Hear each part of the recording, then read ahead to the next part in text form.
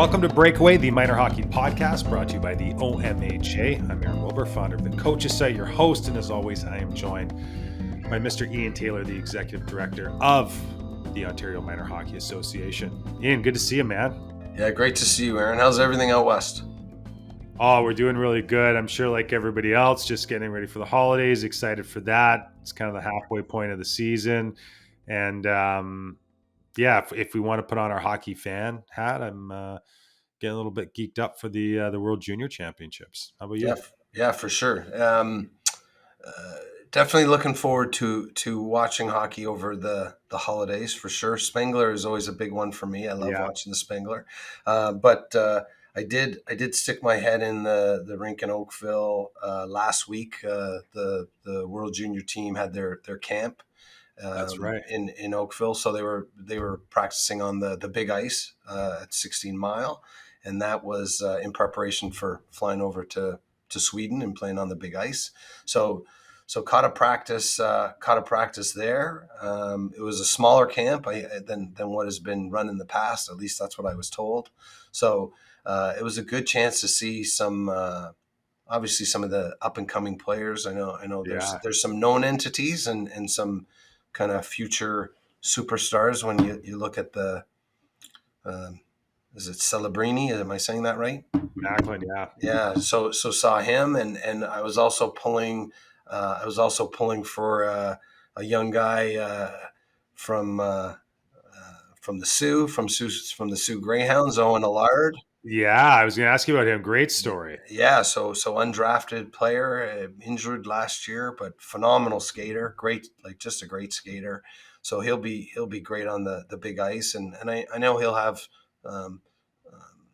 some roles assigned to him, PK specifically, but so that was it was great to, like I say, just to be able to stick my head in there. They played a couple of games against the U Sport All Stars. Yes. I didn't watch that, but I did speak with a few people, and I guess just more of a probably something that doesn't get said a lot. And Aaron, I'm sure you've seen this level hockey. I believe you coach this level hockey. Probably the best kept secret out there, right? Canadian University hockey. All these guys have played for the most part in the CHL, and they're men, right? Like they're all 20 plus, and so for the junior team to do their prep with them, you can see why they do it, and those guys. I know the one game the All Stars won. So you're gonna have to bring it. Like they're good hockey players. They're strong. They're gonna lean on you.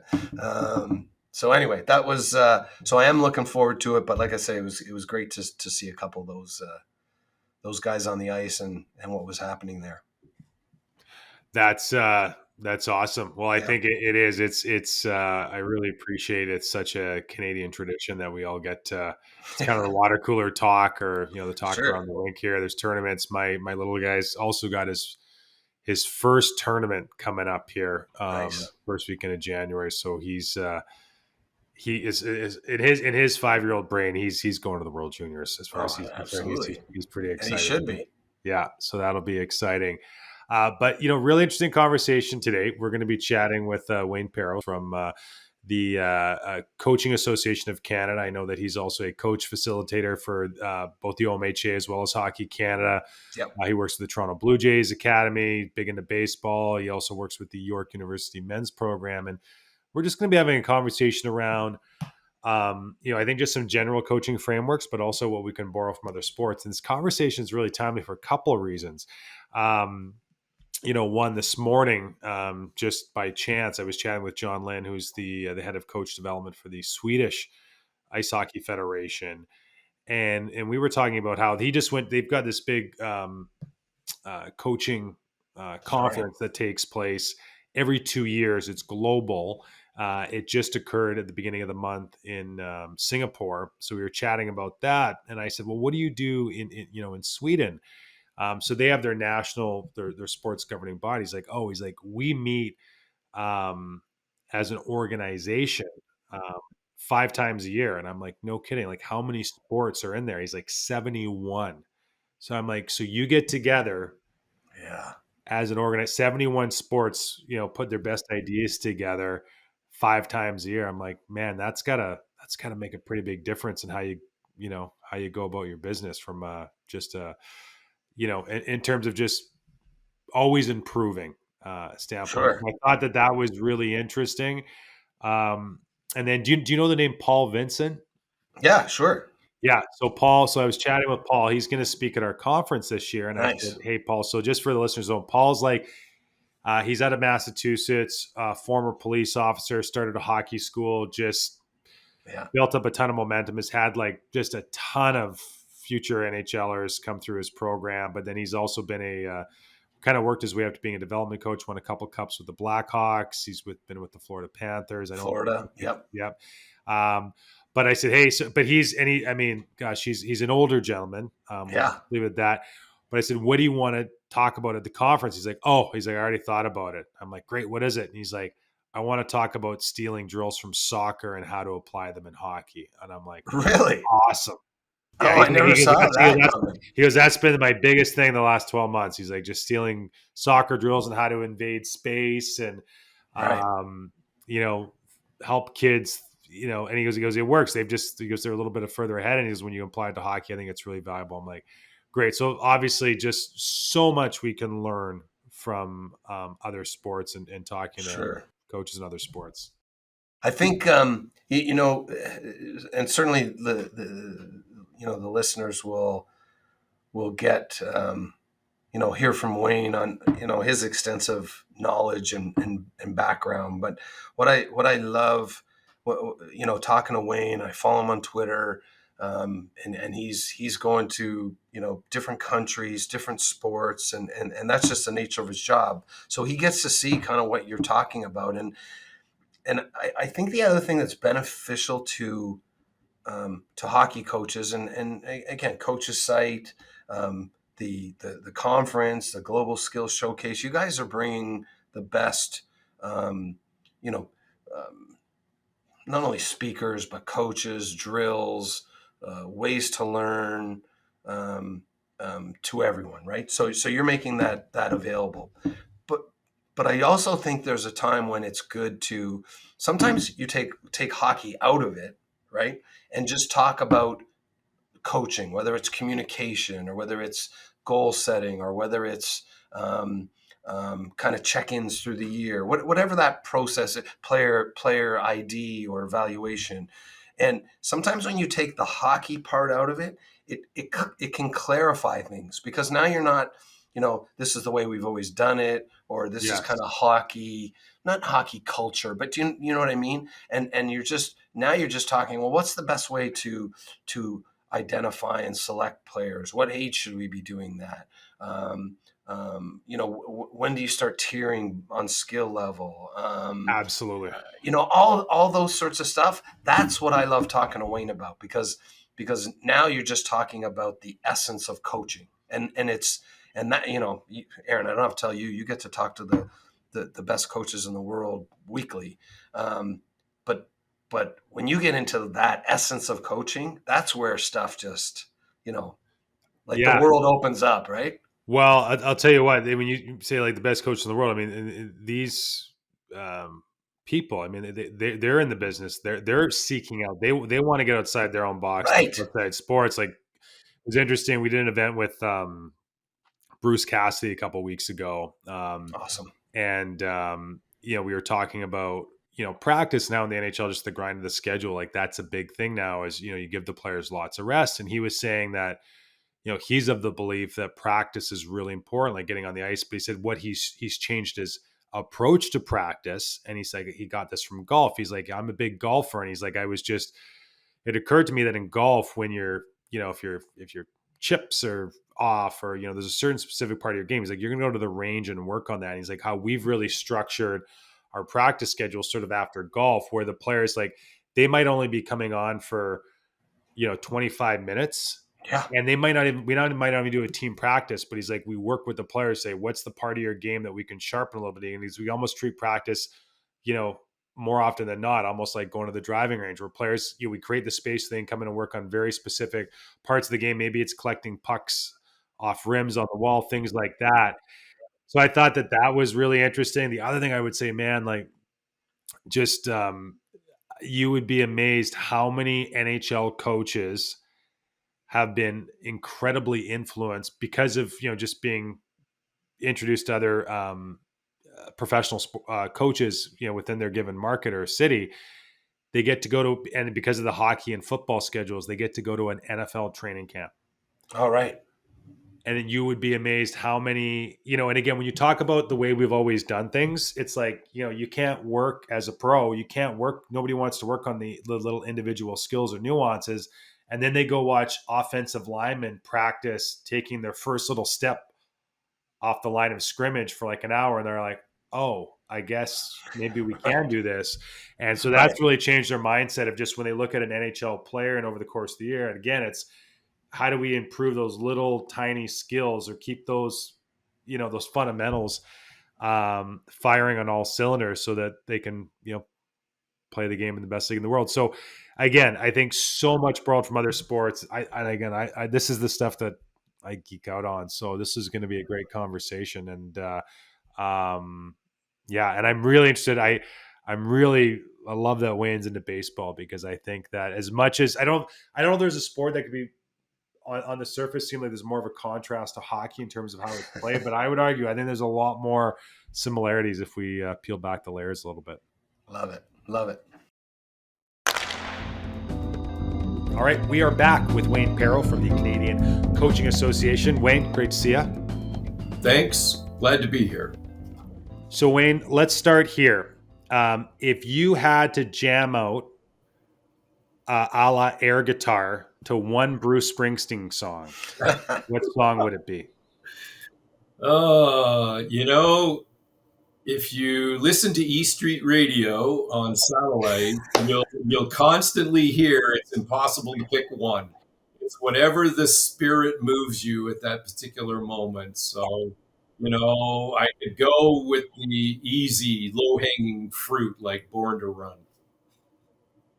I like it. I like it. Oh man, I didn't know that's where you were going with your first question. You caught me. Me either. Hey, Wayne, thanks for joining us. It's great to see you. And as I was telling Aaron before, I think in many ways I live vicariously through you and your Twitter account and seeing where you are in your latest coaching expedition. So, I mean, I guess tell us a little bit about that. I mean, like I say, I watch you, and then whenever we're able to catch up, I'm usually bending your ear about something I've seen you at. So what have for the listeners, people should know you're a facilitator in the OMHA coaching program, but also the Hockey Canada coaching program, high performance. So Wayne delivers clinics for us, but with a focus on making ethical decisions. That's typically what you're doing at the high performance level. But maybe share with us, what you've been doing recently. And I mean, this is an open-ended one, but what's kind of the latest, greatest that you're seeing in your travels recently? Well, first of all, Ian, thanks for your comments. I appreciate Yeah. you, and it's always fun to catch up on this. And I'll say this to start with. I mean, I feel blessed. I really do, because not that I heard a quote recently. I feel lucky, and the word luck is the intersection between opportunity and hard work. And so all of that feels right for me in terms of what I do coaching. To answer your question, in my role at the Coaching Association of Canada, I'm Director of International Programs. Amazing opportunity, because I get to take a world-leading coaching program and promote it around the world. And one of the really cool things in that activity or that process is redeveloping content based on the culture in the environment in which we're working. So, that's the really creative part around coach education in that environment. The the latest and greatest is I'm happy to say that we've got more and more countries getting involved with the National Coaching Certification Program, the NCCP, through our efforts at the CAC. And the way it's interesting, the door opener, if you will, is under the banner of physical literacy. Our fundamental movement skills program is just it's a home run. Like, it's a turnkey program that starts at the grassroots. And what we're also doing is we're helping organizations. We typically go through a National Olympic Committee. That's our main connection. But through that, we're creating collaboration with a Ministry of Education in a country. That opens up the doors for facilities and coaches, teacher coaches, and other opportunities as well. So we're not only providing programs and training, we're actually helping countries develop their sport program using the resources that are there that have never really been connected. And it starts with teaching young people how to move. Wayne, so my next question would be, what is the motivation for Canada to share our resources, our coaching resources with other countries and help them develop more physically literate kids and Yeah, athletes? Aaron, that's a poignant question, and it's fully transparent. Yeah. Number one, we believe in developing coaching around the world. That's only going to make sport better, period. No matter what sport you're talking about, it's going to make sport better. So one of our main missions with this initiative is to develop coaching. Number two, and again, full transparency, we are a federally government funded organization, and we've had pretty stable funding for many years. But I can assure you that every year we're not really sure until we get a signed agreement. And then you can throw in an election every few years, and we Yeah. know exactly how things are going to play out and what our organization is going to be able to do as a result of being a federal government funded organization. So what we are doing is trying to supplement our revenue streams by selling our programs internationally. Very interesting. So Wayne, certainly one of the as you're taking out um, curriculum, kind of again the latest um, information content to other countries. Um, you know, we benefit when you come back from these places and step into an OMHA coaching clinic, and certainly we talk about the technical tactical side of our sport, but what are you bringing? Aaron and I were talking about it, kind of that pure coaching, the art of coaching, the skill of coaching. What do you see? What do you see as the most? I guess not the most important, but what are you bringing back to our sport, or to any sport really? But in our case, our hockey, for coaches to understand, just like you say, like the willingness to see what's going on in other places, willingness to take things from other sports. How do you bring that back to our minor hockey coaches, for example, on a Saturday morning, wherever? Yeah. So Ian, that's a great question as well, because it's more subtle than right. And I'm one person. So, we've got a great team in the OMHA. And I've said this for years. The OMHA coach development team is always ahead of the curve, which I really appreciate, and motivates me to continue to be involved with that program. But there are subtle things that I learned that I try to come back. And because I've been welcomed, my ideas have been welcomed openly by the OMHA in the coaching program.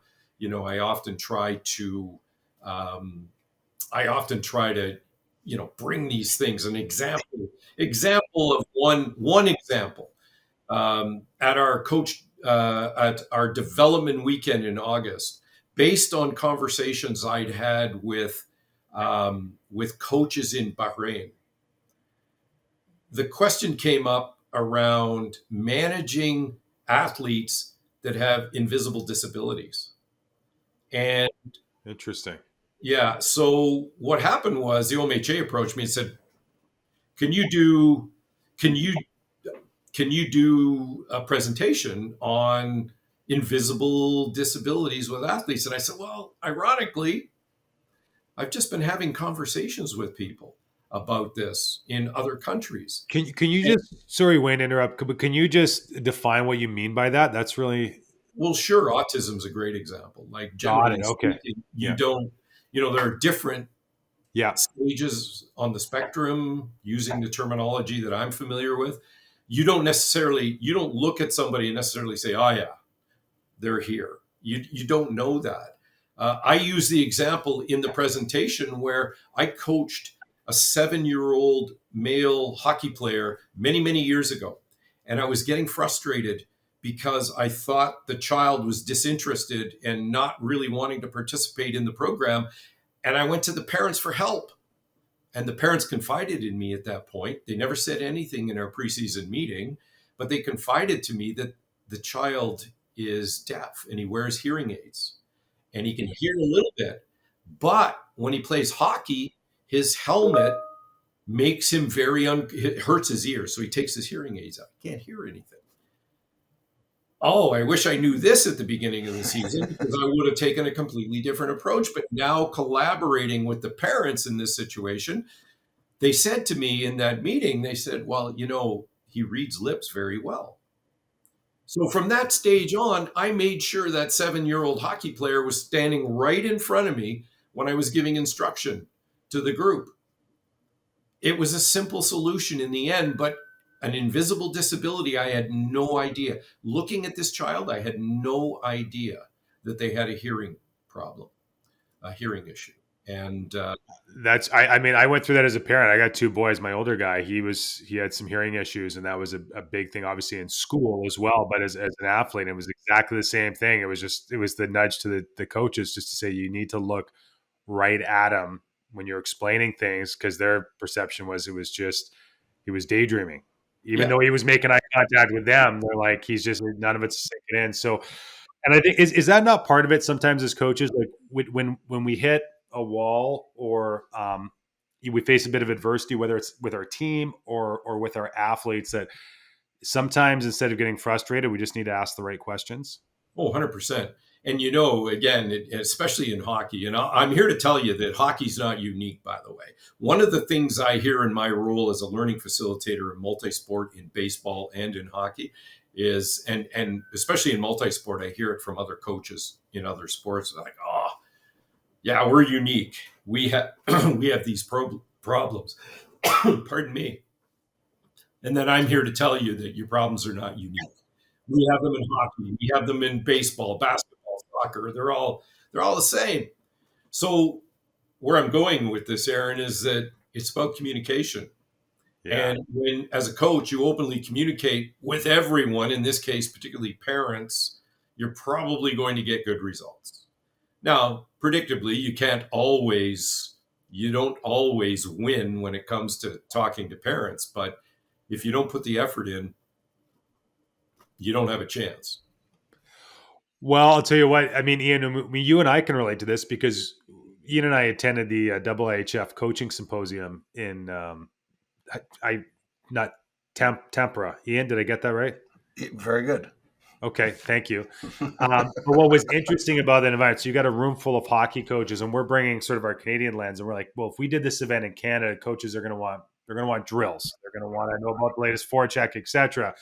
Well, we go to this event, all they wanted to learn about was communication, and in particular, they had a number of speakers from other sports. There was some from basketball, some from football, or from in soccer, and it was really looking at how they communicated different aspects. So it might be from, say, motivation. It might be from how do you best communicate to transfer knowledge.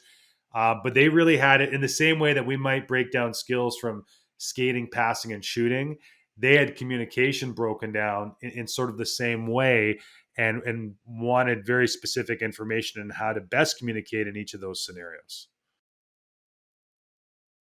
So I wonder, like from your perspective, what might be some, outside of, to your point about athletes that may have some hidden disabilities, what might be some other communication strategies that you've been able to borrow or steal from other sports? Well, and again, you see this in individual sports somewhat more than you do in team sports, where athletes are playing a role in their development of their yearly training plan, the coach's yearly training plan, development of specific skills, goal setting as an example.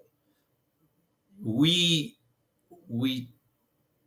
some coaches misunderstand goal setting, and most people that have been coaching for more than a year have heard the term SMART goals, and the R stands for realistic. Yeah. And sometimes, we as coaches, yeah, we're going to win it all. We're going to go to nationals and we're going to win it all. Yeah. Okay. What do your players feel about that? What are their personal goals, by the way? And when you look at a sport like hockey, if you don't understand, if you're coaching 14U, for example, and you don't understand what your athletes' individual personal goals are, you are probably going through a tunnel where a freight train is going to show up at some point and run you over, because your goals may not align with their goals. So, one of the critical teachings that we've got certainly at the competition development level and higher in the NCCP, get your athletes involved in goal setting. Listen to your athletes. That's the communication that you're referring to. It's fine to stand on a bench and bark out orders, or before a game give a motivating speech in a dressing room. That's all great stuff. Once the game's over, what next? And understanding those individual goals goes a long way to helping coaches build their training plans and not only address the team goals, but certainly address individual goals as well. And before you go, Ian, I just want to point out, isn't it amazing how what Wayne just said, how much that aligns when we had Sheldon Kennedy on earlier in the year, and he talked about the charter and just the importance of, like, exact same thing. He's like, the first thing you should do at the start of the season is sit down with your players and help them establish what the culture is, and through a charter. So yeah, awesome stuff. No, it is, and I'm, you know what, Wayne, I've gone through this kind of learning curve myself, and years ago, someone said this to me, and I honestly, I thought I'd cracked the code on coaching, right? And what the person said to me was basically, when does coaching begin?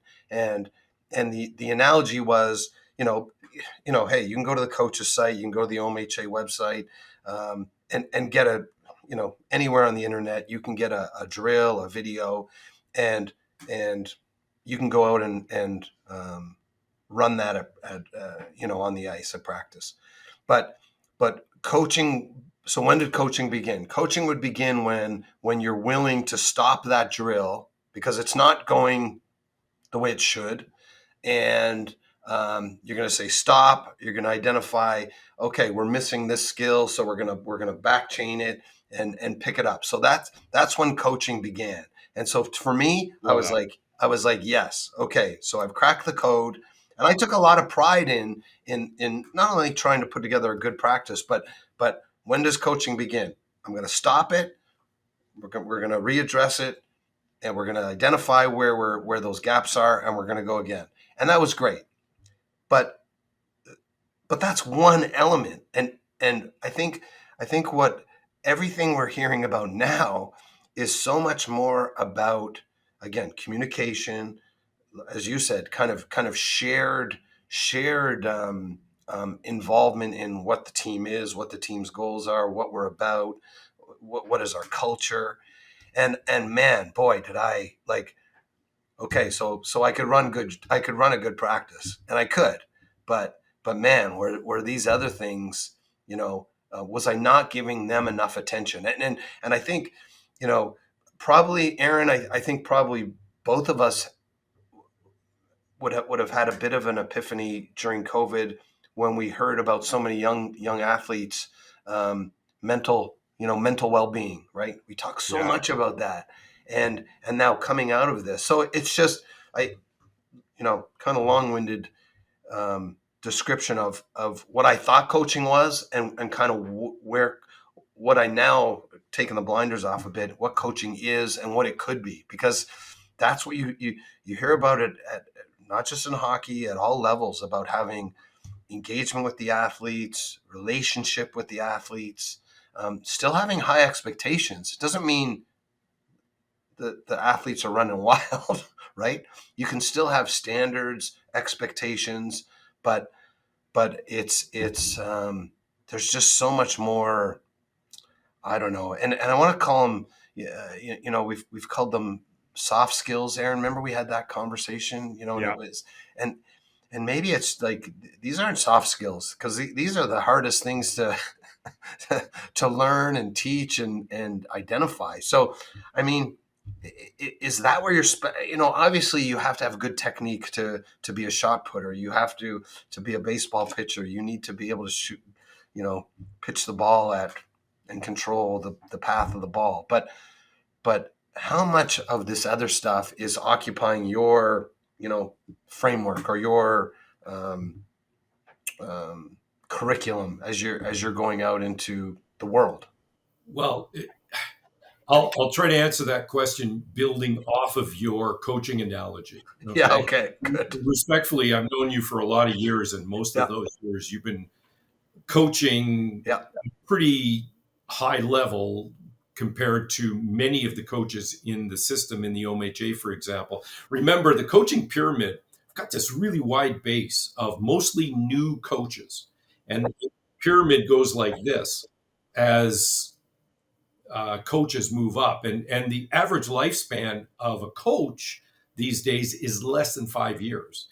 Typically, coaches will jump into sport, hockey included, when their children jump in. Yeah. They want to be part of that process. And that's great. But if the child suddenly decides, I don't want to play hockey anymore, I want to ski in the wintertime, well, maybe the parent's not coaching anymore. So here's where I want to go with that. Okay. I do a hockey clinic. I miss doing hockey clinics in person, to be honest with you. But back in the day when we did hockey clinics in person, I would stand at the front of the room, and the first question I would ask is, why are you here? And be honest. Number one answer, somebody tapped me on the shoulder and said I had to go do this if I wanted to coach. Okay, that's fair. Yeah. We have standards that come down from Hockey Canada right to the OMHA that the OMHA implements for coaches. The second most popular answer is drills. I want drills. Yeah. And I would respond to that by saying, drills. Drills for what? And I'd get a blank stare. And it's more coaches, newer coaches come into a clinic like that and think, oh, this is cool. I'm going to get all these drills. No, Ian, to your question, what are we really doing here? We're breaking the game down. We're analyzing performance analysis. We're analyzing how the team is successful and not successful in various aspects of the game. Those things that are not successful, of course, we're going to build our next practice around those scenarios. The things that we are successful, yes, we will still practice those. That's a key. Just because we can execute doesn't mean we don't practice. That's the key. That's the message. And that's the message that's out in the world right now around coaching. It's not about, oh, I'm going to run this drill. Oh, we'll take a water break. And then we're going to run this drill, and then we'll have a shootout. No, what does your team need based on performance, and then take those scenarios, break them down, identify the technical and tactical skills that are required, supported by the physical and mental skills that are required for that scenario that your team is not executing properly. And there's your practice plan. That is the key. So I'm curious, based on that, Wayne. So I mean, I think traditionally we've always been told you need a seasonal plan, and then Yes. you just follow that plan. If it's November and it says you work on the forecheck or passing or whatever, you stick to. But what I'm hearing is that there's maybe it's a little less rigid in that, having a plan. I mean, it's always valuable to have a plan, but probably more so having a process to sort of ask yourself that question, maybe even Yeah, ask your players that question: what do we need right now? And can I bring that to the table the next practice? absolutely. And an experienced coach knows that I need to work on these technical skills starting in my general preparation phase through my specific prep phase into my competitive period. We all know because, yeah, we've got to work on skating, period. Um, where you go with this, Aaron, is you could theoretically build practice plans for your whole season. The Yeah, thing is, in the main part of that practice plan, you leave a gap. You leave a 15, 20, 25-minute gap, whatever is relative to the overall length of your practice, to say, what does my team need now? And yeah. in that That's timing good gap, advice. That's really good advice. yeah, in that gap, I'm going to put in, based on recent performance, what my team needs. We can't get the puck out of our end, so I guess we have to work on a breakout. And not only do we have to work on a breakout, we have to work on certain skating patterns, certainly have to work on passing and receiving. And then we expand on that from zone entries and attack models in the offensive zone, and that's how we scaffold our practices and build off of the technical skills that are required into the tactics that are required. And the tactics are the things that we're analyzing in play. Well, I'll just say that that makes me feel better and just sort of a very recent lived experience. So, as Ian knows, I think our listeners probably know, I coach my 5-year-old in U7. So I run our U7 program. I'm in Squamish, BC. And so at our age, they sort of changed the rule book a little bit where our kids are now going to start playing games.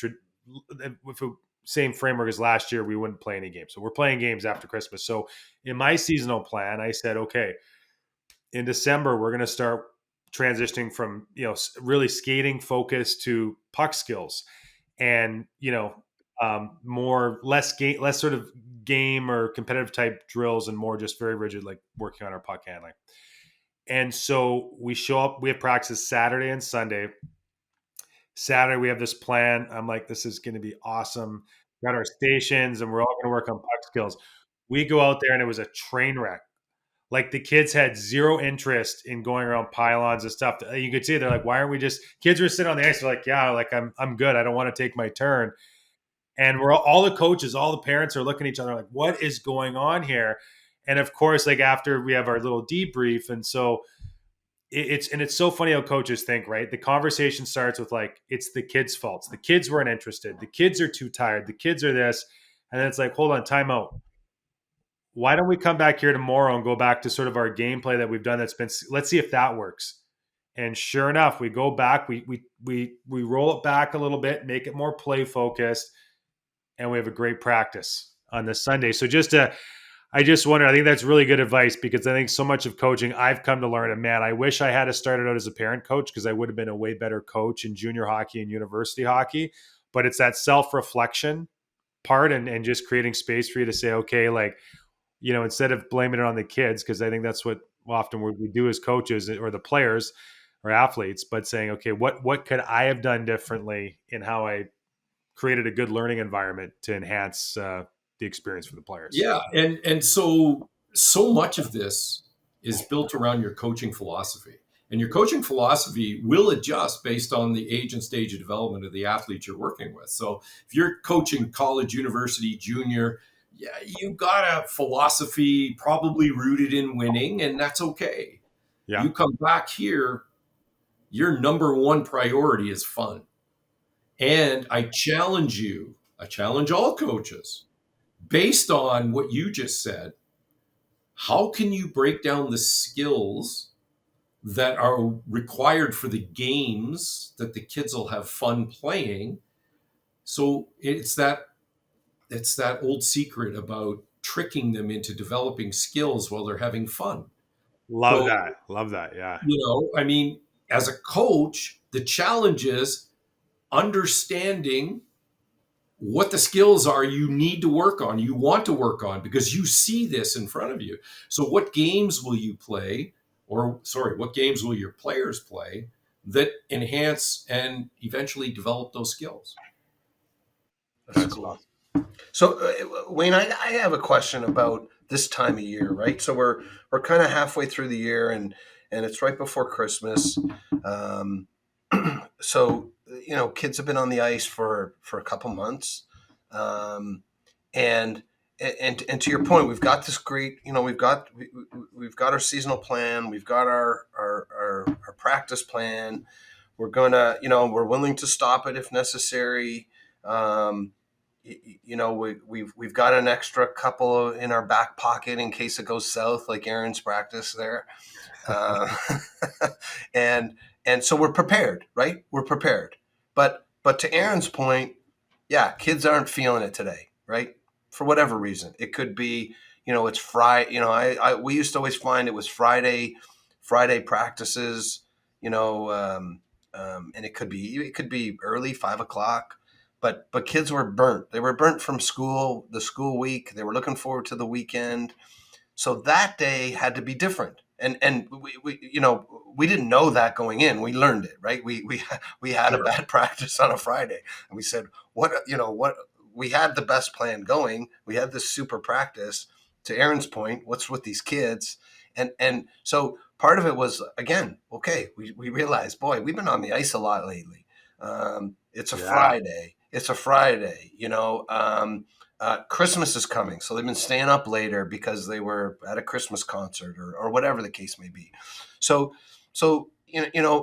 talk to us about seeing that season plan, but with, I guess, not in theory, right? Practical.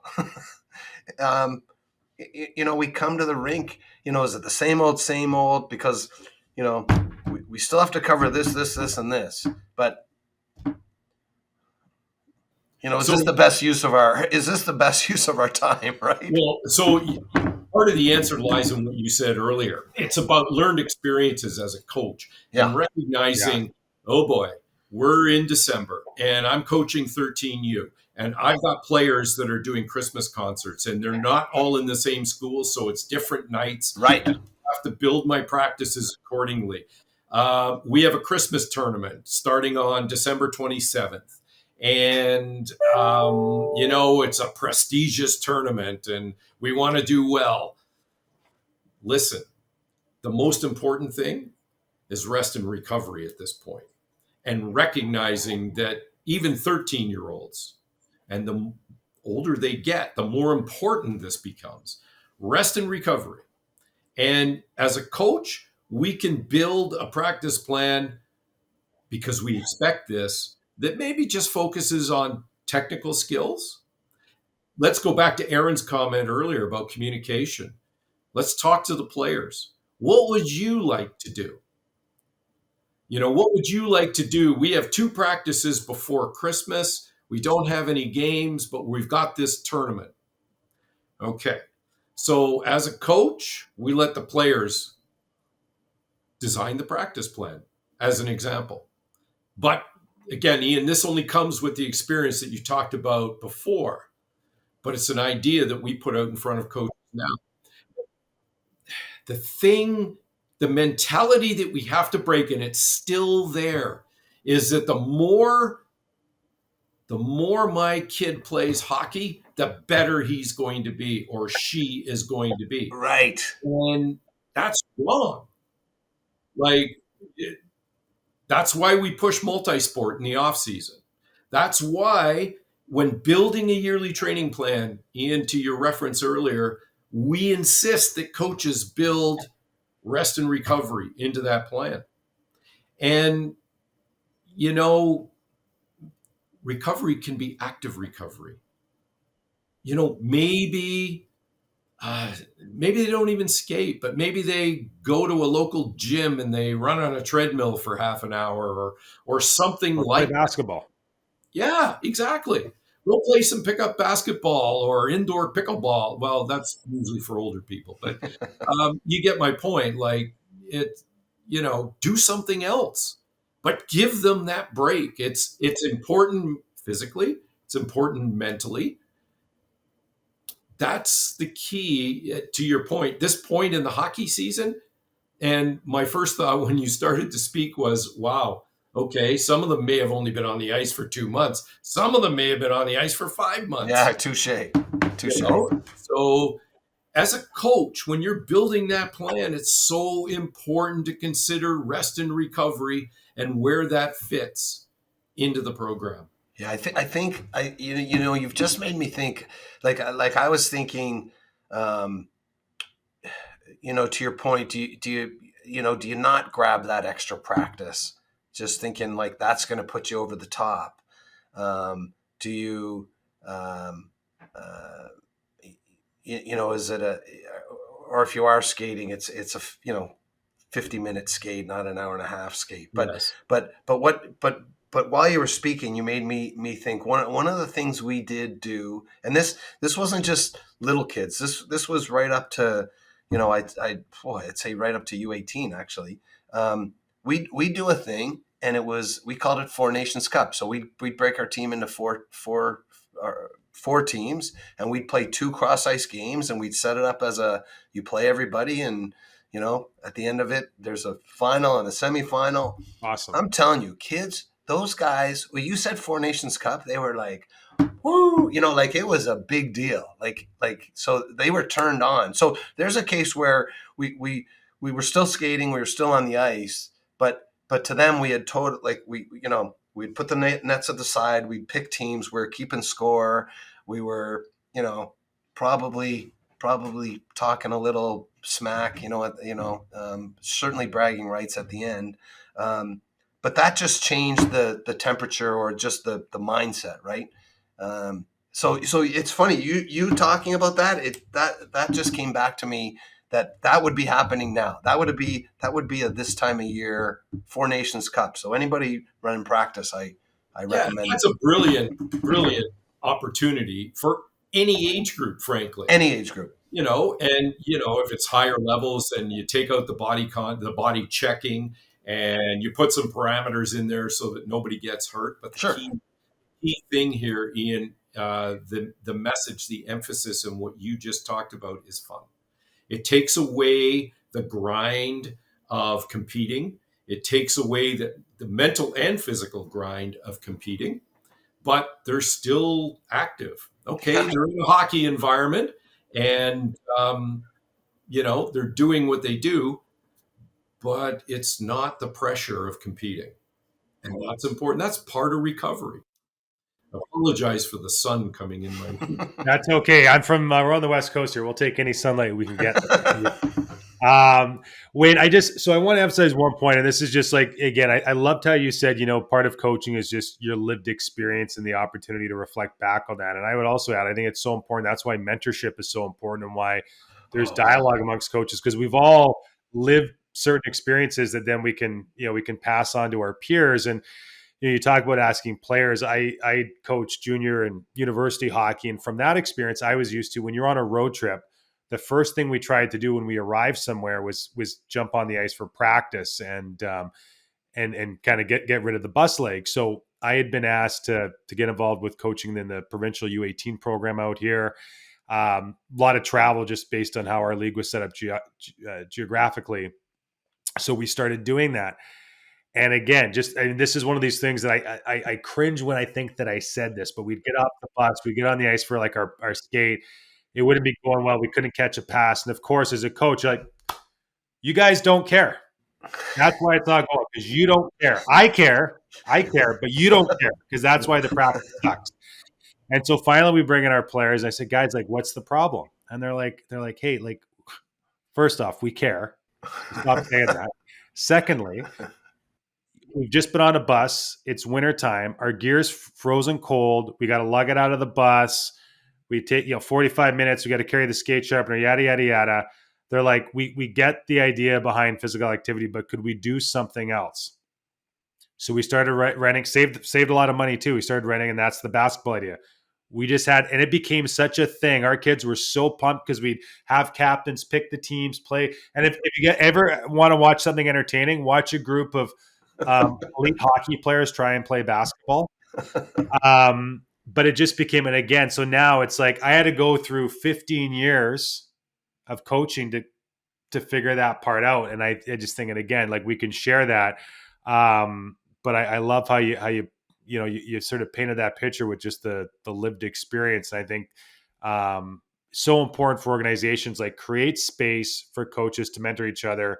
And I would just, my question might be, how important, again, regardless of the sport, because Ian talks about the Christmas, the Christmas doldrums that we're all going through right now. Yeah. It's one thing for the coach to explain it to the parents, but we all know there's the parent that's looking at Ian saying, "Oh, Ian doesn't care now. Ian doesn't care because he's running a fun practice and we got the tournament after, and he doesn't care about winning." Like, how important is it that we communicate to all stakeholders, in terms of the philosophy or how we're approaching practice in our teams? Well, again, there's a lot of, you made a lot of references in there. I'll go to the mentorship one. Yeah. Specifically. But that goes to the comment I made earlier about no secrets. Like, there are no secrets in coaching, and there shouldn't be secrets in coaching. So, especially within a club or an organization. And one of the things we used to do with our AAA program in Barrie was we would bring in all the coaches from, at that time, the terminology was all the Atom coaches. We would bring the AAA coaching staff, the AA coaching staff, and the single A coaching staff, and we'd have a 90-minute meeting. And like, we actually might bring all of the levels in to the same room, but they would stay together and they would talk about what are they developing within their programs. Yeah. So that, and this is a form of mentorship, right? Because we would, in theory, the AAA coach would have players affiliated from the AA team, and the AA team would have players affiliated from the single A team. And the single A team would have house league players affiliated. Excuse me. And we'd have these once a month sessions. We would usually come up with a theme, and then we would let the coaches go at it for 90 minutes and share ideas and promote development within the organization. One of the premise might be, you've got 5 affiliated players. What do they need to know when they come up? But that also helps the AA coach who's building practice plans and thinking about, okay, so, what kind of zone entries are you, are you teaching? And how can I teach that to my players? And then the single A coach, and it just trickles down through the system. And we were encouraging the house league group to do the same thing. Excuse me. But, it was funny when house league coach, wow, we're all competing against each other. I go back to my original comment. If I am standing on the opposition bench watching you and I can't figure out what your team is doing, I might be thinking about, another vocation here. But, so mentorship, it's so important. Sorry. It's so important, and it's a great opportunity to give back, and it isn't necessarily restricted to the tiers of our hockey program, AAA, AA. There are great people coaching house league. There are great people coaching single A hockey, local league hockey. but put those people in a room and give them a topic. What a great opportunity. And, by doing something like that, it takes away, we refer to that as informal mentorship. Yeah. It's formal in that Tuesday night, 6 o'clock, we're Right. meeting here. It's structured that way. But, excuse me, we're not forcing people. We're not forcing them to do a certain thing a certain way. We're asking them to share how they're doing things. Yeah. And that makes a difference. Sorry. That's okay. That's okay. Now, Wayne, I think this kind of jives with mentorship, and that's coach support. We also get into continuing education. So we have coaches go to a clinic, and we, again, as you mentioned earlier, we talk about communication, we talk about technical, tactical, we talk about making ethical decisions, we talk about seasonal planning, all that good stuff. But people don't walk away from a 1-day or a 2-day course as experts, right? But we've given them a baseline of information and a jumping off point. So from that point, how can we help? You called it informal mentorship with a formal, be here at 7.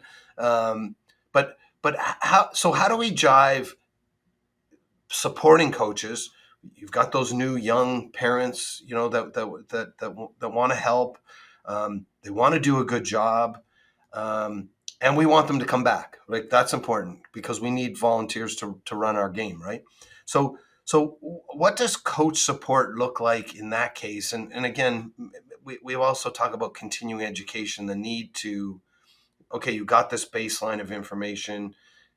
You've gone and had this lived experience, as you guys have both talked about, and now we want to sprinkle on a little bit more, and it might be something specific. It might be, again, it could be anything really, right? How do those two elements, coach support and continue education, how do we bring that to our coaches, to our associations, to our communities? Yeah. So we've kind of formalized that process through the maintenance of certification program in Right. the NCCP. So what that simply says for OMHA and BC Hockey and, well, all of the branches under Hockey Canada, it's a 5-year window that you have to get 20 maintenance of certification points to renew for the next 5 years. Right. Now, the NCCP mantra in this case is lifelong learning. Right. We want coaches to be lifelong learners. And for the most part, people are on that bus. They subscribe to that. The key, though, is understanding that maintenance of certification is attached to the coach, not the sport. So that coach might coach baseball in the summertime. They may go take an NCCP course That's for baseball, great. and they get 5 PD points. Yeah. So there's a motivator there to continue to do coach development formally within the NCCP and even informally, because that maintenance of certification program, remember, 20 points over 5 years. Each year, coaching is learning, right? We talked about at various times during this conversation, we talked about experience and the role that it plays in coach development. We're crediting, we being the NCCP, the OMHA, Hockey Canada, BC Hockey, again, everyone is crediting coaches 1 point per year for active coaching. Coaches go in and they click and they get credit. We're also giving them the opportunity to declare self-directed learning up to 3 points in that window. So you've just got 40% of the maintenance of certification that's required for that 5-year window, but 100% of the benefit of doing what you've done. Be that formal NCCP training or informal, going to a coaching conference. in any province. You're going to get your 3 points max per 5-year cycle. But again, that adds up to 40% of what coaches require over 5 years.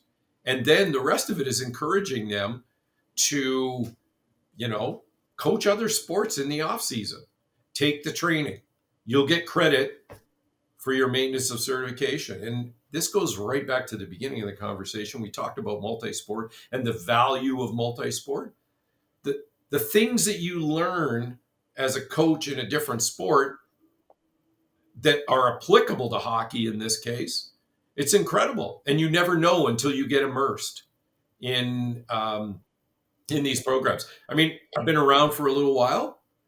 I'll go to a conference. I do not expect to be blown away when I go to a hockey conference or a baseball conference or even a multi-sport conference. But I absolutely look for that nugget, that Yes. 1, 2, or 3 that I can take away and apply in my coaching program. And, this is what we should be encouraging coaches to do. Don't expect to go in here and get blown away by, what they're teaching or what they're providing, what they're offering. Look for the key, the interesting nugget that you can go, it's an aha moment. I can grab that. I can apply that right now, and it's going to make a difference. Wayne, I love that analogy, the nugget. Just give me that one thing I can use in practice tomorrow, and I am happy. Like, I am jacked to do that tomorrow. That is awesome.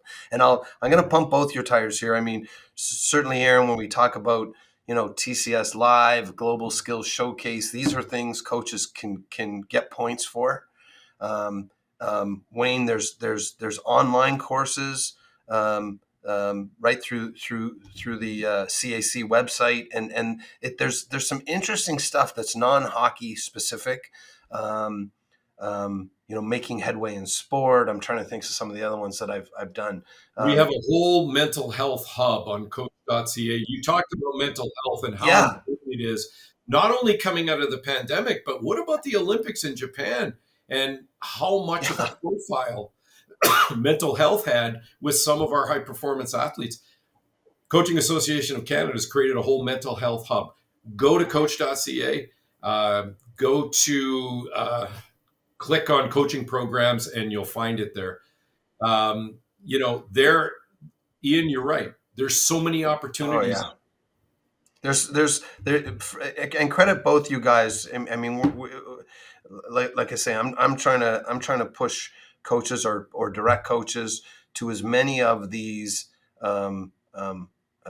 Again, there's some great programs, and again, Aaron's the coaches site runs some great stuff, and I am amazed how much stuff it's on demand you can get at coach.ca, Wayne. So credit to both you guys. So I am pumping your tires, but I think there's some brilliant stuff that's available. And to your point about it not being a secret, like it's there, it's available. And I think coaches will really benefit from again, it can be the technical stuff you're getting from an NHL video coach, or you're hearing how to deal with keeping girls in sport. That's another one, Wayne. So I just encourage everybody to check that out, because again, I think it's more accessible than you realize, and it's interesting as hell, and you'll find a nugget to take back to your next practice. Absolutely. I promise. Yeah, absolutely. And if I could just bridge one more opportunity, the giving your players, this links communication, this links development, this links everything we've talked about in this conversation. And when I coached at university level, we were fortunate to have 2 hours. We'd flood in the middle. We'd finish up in the first 20 minutes, and then the players got their opportunity. What do you need to work on? What do you want to work on? Coaches, build that into your 1 hour practice. Even if it's 10 minutes at the end, give them the opportunity for unstructured play. Give them the opportunity to tell you what they think they need to work on, and let them work on it. Let the coaches assist those players in whatever the skill is they want to work on in that last 10 minutes. Build it into your practice plan. It'll go a long way to solidifying communication, but also improving development within your program. Wayne, I know we're up against it, and I know that we're catching you at the conclusion of 2023, and I know kind of the theme now is the best of list. So I'm going to ask you for two best of lists, but I will share this as somebody is, Ian kindly alluded to, hosts a coaching conference. The best coaching resource that helped me as a hockey coach this year was taking a T-ball coaching course for my son. And I got this book. It's called Introduction to Baseball Basics. It's by Al Herback, who's a local scout for the Boston Red Sox. Yeah. Here's, if I count here, it's 18 pages. It's gold. Impacted, got me comfortable with simple going on the ice with the kids and turning into games. We play the catch game now in our house. How many consecutive catches you can make with a little foam ball. World record in our house, it's 15 catches. It's my little guy and my wife. I'm still trying to break it, but again, just we made it fun, right? We made it fun. So just again, the power of looking at other sports, it's real. I would also add our office. We used to share a wall with Canada's national women's soccer coaching staff. So John Herdman for 3 years, our offices, and I would literally wait for the door to open. I'd be like, oh, I'm going to go to the bathroom. And maybe I'd run into John in the hallway and pick his brain because he was brilliant. And again, stuff that transferred to all coaches. But with all that being said, Wayne, as we close, two questions. One, what's your best of, or let's say top three things that you have borrowed from other sports that apply to all coaches? Just if you had to do your top three lessons. And the second best of list I would ask you for, again, when we think of, the best coaches in our country, I think instantly for most of us, not all of us, but most of us, we think hockey coaches, right? There's a lot of great coaches in other sports here in our country. And can you maybe highlight some other coaches that maybe some of our listeners, especially if they coach, might start following on social media or pay attention to, that they could maybe pick up a few gold nuggets, as Ian calls them? Yeah. So the first question is a tough one. Top three things that I'm paraphrasing it. Top three things that you've borrowed or stolen from other sports. Borrowed or stolen from other coaches. Boy, almost everything I do. Great answer. Yeah, totally. Yeah. Because it's a true. I'm not being funny here. That's the truth. It's exactly what you just said, Aaron, about John Herdman. It's the same thing. Yeah. But that's how I build my coaching acumen is by talking to people and posing scenarios. And I love it when I'm working with a coach in Bahrain right now, a basketball coach who randomly emails me, and he's working with a developmental 16-year-old team or 16U team that is on a trajectory to professional basketball in that country. But he's still dealing with parents. We have some great conversations, and he'll say to me, I tried this, I did that. What do you think? And I would put it back on him and say, did it work? He's like, well, yeah, it seems to have worked. I said, well, that's what I think.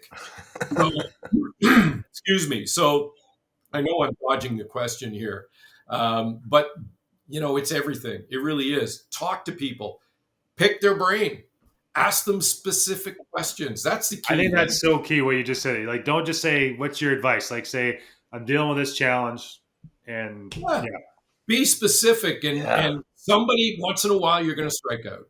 Somebody's going to say, I don't know, man, I've never had to deal with that. So, okay, fine, I move on. But, again, not being facetious. Yeah. Everything I do, everything I know, a lot of it's been developed through experience. I'll give you that. But certainly watching people and taking things away from, I don't even know the name of the coach, but I know who he is. Baseball. His Instagram channel is amazing. And once again, I watched a couple of videos recently there where he was talking about hitting, and I'm like, yeah, whatever. I'm like, I can't do this. Then all of a sudden, he said something in relation to the lower body and the trigger in the lower body to initiate the baseball swing. And I went, wait a minute. I've never said it that way. And I really like that. So Wayne, what I love about this, what I love about what you're saying is, I mean, your job is to go to other countries and to teach them about coaching. Right? You're the expert. You're the subject matter expert, and you're telling us you're learning from all of them. And I think that's, that to me, one of my favorite quotes is, "It's what you learn after you know it all that counts." Right? Absolutely. So I mean, so for you to say, "Hey, I'm coming in from Canada. I'm the coaching expert," and you end up taking stuff away. So it's not one way. It's it's two way, but you're also willing, you're willing to say, I'm open for you to learn something. And I think that's brilliant, because then you've never arrived, right? Because otherwise you may as well pack it up and go, right? Well, exactly. You bring out all the cliches here. Coaching is a journey, right? Coaching is a journey, and you're either on it or you're done with it. And when somebody says to me, well, I've been doing this for 35 years and blah, blah, blah. Well, great. Where's your growth mindset? Right. Where's your growth mindset? What do you think you can learn? And it's exactly what you just said about it's what you learn after you know everything. And all right. So now just to wrap, I want to get this in because I'm so curious, but your top coaches, non-hockey coaches in Canada, who would you point to say, hey, there's something we could all learn from them, or some people? Well, okay. I mean, I'll drop names here that may not mean a lot to people, but I would encourage people to look them up on social media. Good friend of mine, Carla Nichols. She's currently the head coach for the athletics para team. She's based out of Regina. Unbelievable coaching talent, unbelievable vision. Formerly, she was a nurse, and she brings the experience that she drew from that profession into coaching. Another person that I look up to and speak with a couple times a year that just floors me every time I talk to him is John Atkinson at Swimming Canada. He's the high performance director there, and he oversees the coaching program. And he just simply is like, look where our swimming program is going over the last 3 to 5 years and where it's going, projected to go in the future. And John will take all the credit for it, but I'll tell you what, he certainly had a significant role in all of that. I think, I could drop names all afternoon, but I will mention this posthumously because he was a mentor of mine, also an athletics coach, Andy Higgins, who's no longer Andy with us. Diggins? No, Higgins. Andy Higgins was a mentor of mine many years ago. When I went through the National Coaching Institute, he was the director there. And a lot of what I do and say as a coach these days came from that interaction. I know that doesn't necessarily help you in terms of currency, but there's an example of somebody that had a great impact on my coaching life, and continues to this day. Well, you know what? That's a great place, Dan, because I think, personally, what I've come to appreciate about coaching is it really ties. There's a legacy component of it, because what I'm going to learn, I'm going to pay forward to somebody else. They're going to take that and they're going to create a better experience for people that they're fortunate enough to lead. And I think we're all kind of in this cycle that, coaching, it's infinite, right? The impact of coaching is infinite, because you're either going to have the impact on the athletes yourselves, or you're going to impact somebody else that's going to have an impact on other people. And I think as you get older, and I think, gosh, especially if you have kids, you realize we don't just need that. We need that in all walks of life, but we like sports. So we'll talk about that. Yeah, well, but we also talk about sport for development. Yeah. And our role as coaches, and we didn't really touch much on this, but our role is to develop people. I love the John Wooden quote. Yeah, totally. Somebody asked me one time about, how do you know you're a good coach? I'm paraphrasing it, but how do you know you're a good coach? He said, ask me 20 years from now when I see how these people turned out. Yeah. Love it. Love it. And that's what we're about. Wayne, well, listen, this has been awesome. We're going to let you get outside and enjoy that sunshine. And we really appreciate you joining us today. I think just a great conversation. And I don't know about you, and I want to go coach right now. I'm all geeked up, and I'm sure a lot of our listeners, anybody out there that's passionate about the opportunity to coach, these types of conversations, they get you excited to go out and make it fun for kids. And an enthusiastic coach equals an enthusiastic group of players, and that's what we want. Yeah, it's so cool. Wayne, great to chat with you. I always say this every time we connect. I wish we did it more, but man, I'm glad Aaron's had a chance to meet you, but also that all our listeners will hear this directly from you and a lot of the conversations we've had over the years. So thanks, brother. Great to see you. I appreciate it. Aaron, thank you. And Ian, it's great as always. Our conversations always make me smile. So awesome. Thanks, man. That, and I appreciate you.